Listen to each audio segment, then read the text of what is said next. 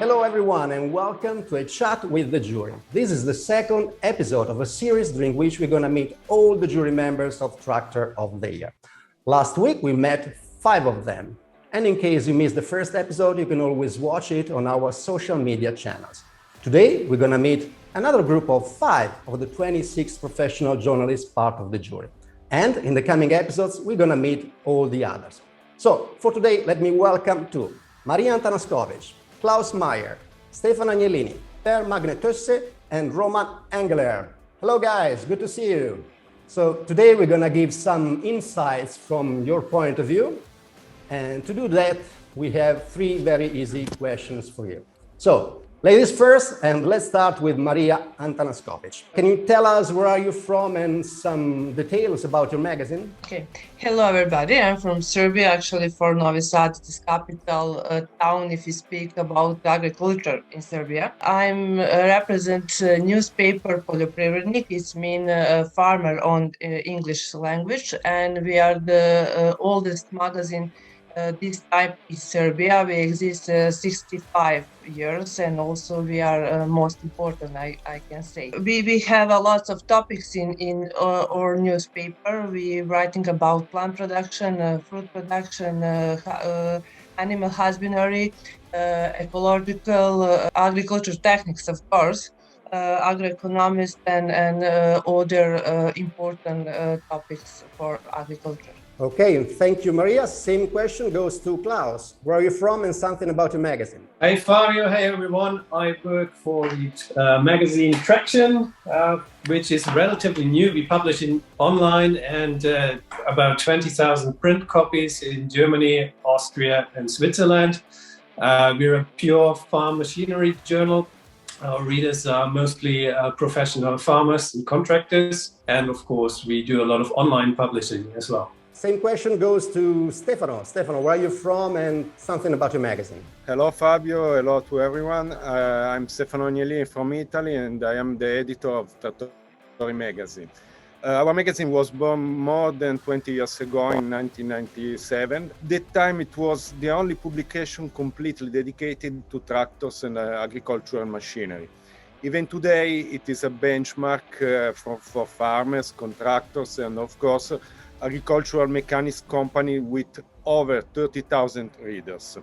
Trattori has evolved into a full media platform with a dedicated website, trattoriweb.com, a weekly newsletter, and a strong presence on the major social media platform. Thank you, Stefano. Let's go to Per Magne-Tosse.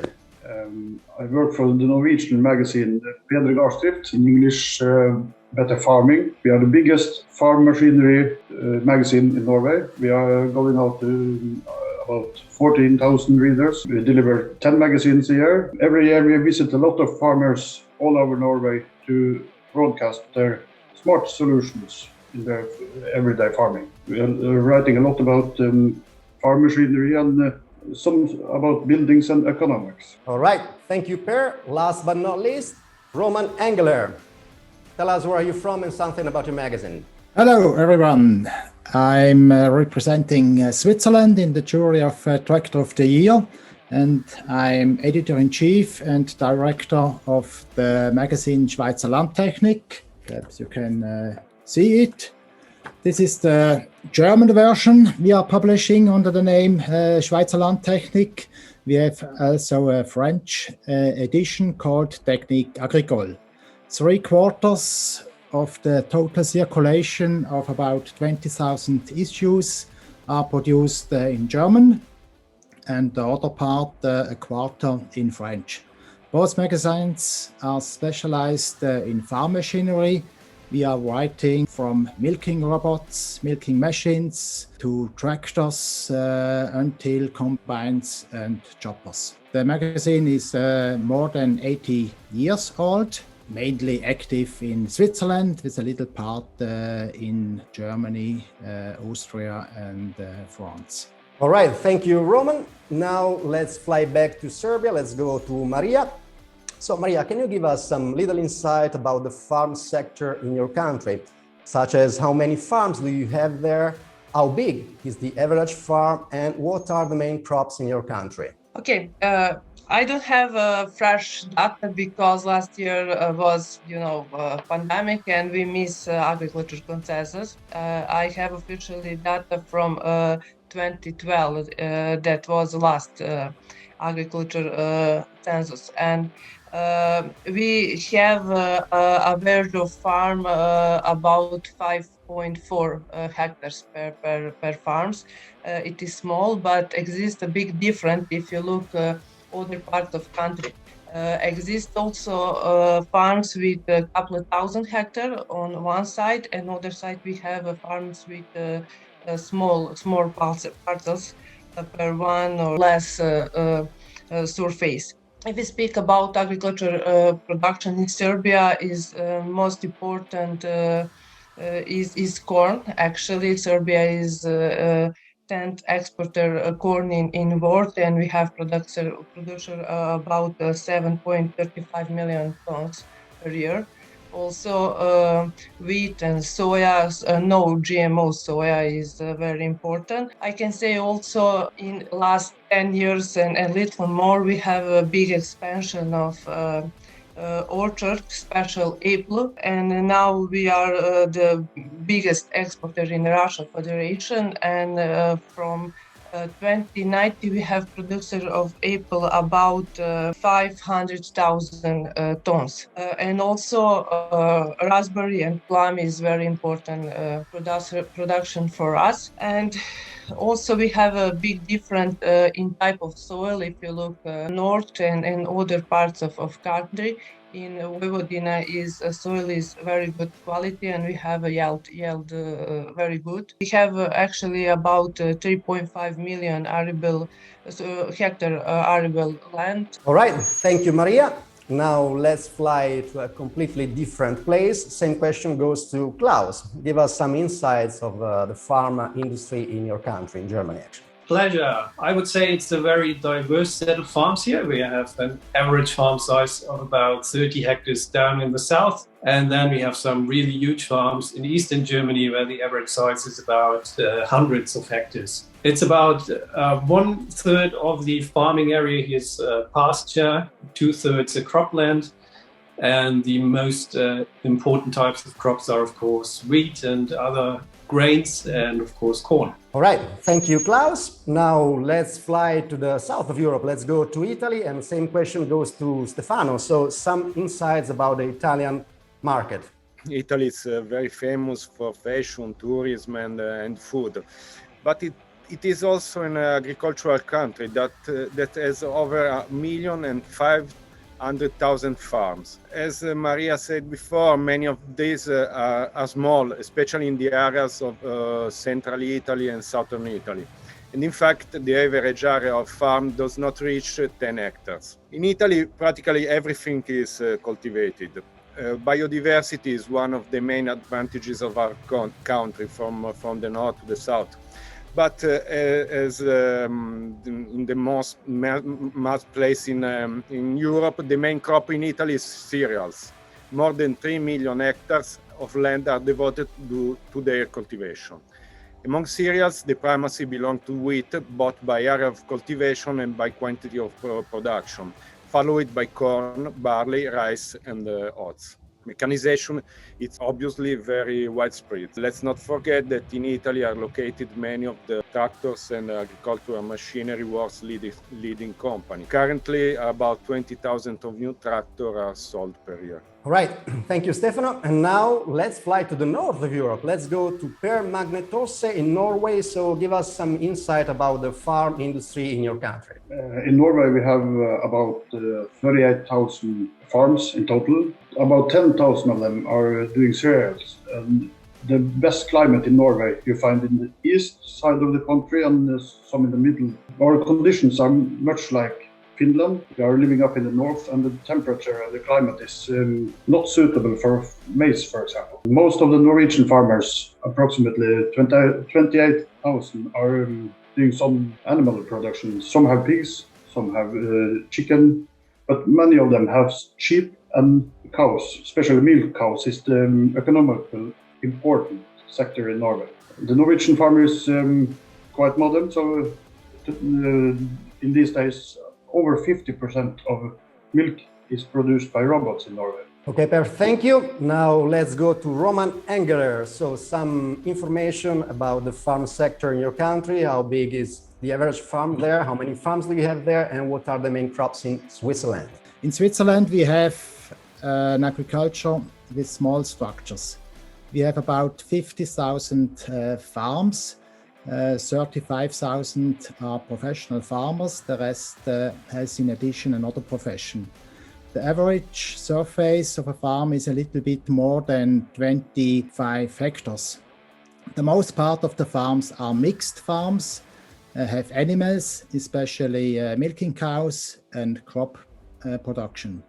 The main crops are wheat, barley, corn, and then potatoes and sugar beets. We have also an agriculture in the hills and mountains until to 2,500 meters above the sea level. That's very important for Switzerland, that we can keep a settlement of this region and maintain the fields and meadows there, especially for the touristic and the skiing in the winter. All right. Thank you, Roman. Thank you guys for this interesting journey from the north to the south of Europe. So now it's time for the last question for you. And let's go back to Maria Antanaskovic. So Maria, as part of the jury, you have the chance to see the evolution of tractors. So what do you think tractors will be like in 10 years? I can say that engine and transmission on highest level, and I don't expect the revolution in that parts, in that segments of tractors. Maybe we can expect revolution if we speak about new fuel, new kind of fuel, maybe synthetics or hydrogen and other things. Also, I expect a lot of electricity drive on tractor, but not for a large tractor. You problem with battery and then other things. And also maybe we can expect something new with tires. I don't know. Tires is very important, and we can expect maybe something new. But yes, I expect more tractors with autonomy and remote control and more electricity. And yeah, maybe a lot of driver of tractor lost job for 10 years. Okay, thank you, Maria. Now let's fly back to Germany, and same question goes to Klaus Meyer. So how do you think tractors will be like in 10 years? I think your last question is the toughest. I mean, I do have one thing on my wish list, which is for manufacturers to make them easier to understand, because they already have a lot of great features, especially the electronics have really moved ahead. We're about 5 years ahead of the automotive sector, I think.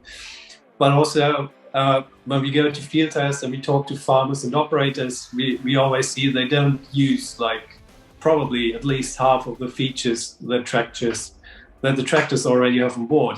So for all these electronic features, I think manufacturers now have to make sure that you can actually easily access them and use them, because most tractors are really ready to drive almost autonomously. You just have to know how. And the other thing is, like, when we look at the few autonomous tractors that are now sort of, getting ready to be sold and going to market, they tend to be rather small. And I think maybe the more autonomous the tractors become, the more there will be a trend back towards, smaller areas being farmed individually, and also machines that go with it to be smaller once again. But we'll see. Yeah, we will see. Thank you, Klaus. Now let's go back to Italy. Let's talk to Stefano. Stefano, you are in the TOTI jury from the beginning. So you definitely have been watching the evolution of tractors. So the same question goes to you. How do you think tractors will be like in 10 years? It's an hard question. We will see. I think that in order to see autonomous and agri-robot tractors work really in the field, it will probably take more than 10 years. Despite the progress, it's very fast. the look of the tractor will still be similar to the one of today, I think. There will be less and less use of diesel and more solution based on renewable energies from electricity to methane, hydrogen, I don't know, maybe something else. New digital and smart function will surely be designed to increase production in a sustainable way. All right, thank you, Stefano. Same question goes to Per Magnetosse in Norway. How do you think tractors will be like in 10 years? Until now, we have seen a fantastic development on drivers' environment and things like that. And from now, in the future, we will see more autonomous tractors. I think until now, we have seen a fantastic development on cabs and the driver's environment. But from now, the driver will leave the tractor. And we will see much more alternative fuels like electricity, maybe some other things. But the tractor will be more lightweight and smaller, and they will do the work on their own in the future, I think. All right, thank you, Per. Again, same question to Roman in Switzerland. From your point of view, how do you think tractors will be like in the future? I think we have different trends in the development of tractors. One part is driven by the manufacturers itself. New parts, new sensors, etc. will make the tractor better and more efficient concerning the consume of fuels and the final quality of the work in the field. Another part is of the trend is driven by the society and the politics. New regulations, especially in the direction of more sustainability with alternative drives such as electric, hydrogen, methane and other more. Then we have a trend in the direction of more digitalization, which means that the tractors become more and more connected, can use as a data collector and a data receiver too. Concerning the power, I think that with 500 horsepower we have reached a limit which can't be topped by a standard tractor. As in the cars, support systems will give to a tractor and to his drivers more freedom and more safety. But I think really full autonomous tractor has to wait still some years. All right, thank you, Roman. Thank you, guys. I think that the future will be very interesting to see, and for sure we're gonna be here to see what will happen. Right, so thank you, guys. Thank you for this general overview from very different perspectives and very different point of views. So here we are. This is the end of the second episode of a Chat with the Jury. So stay tuned to meet all the jury members of Tractor of the Year, and stay tuned to find out all the news about TOTI 2022. Thank you.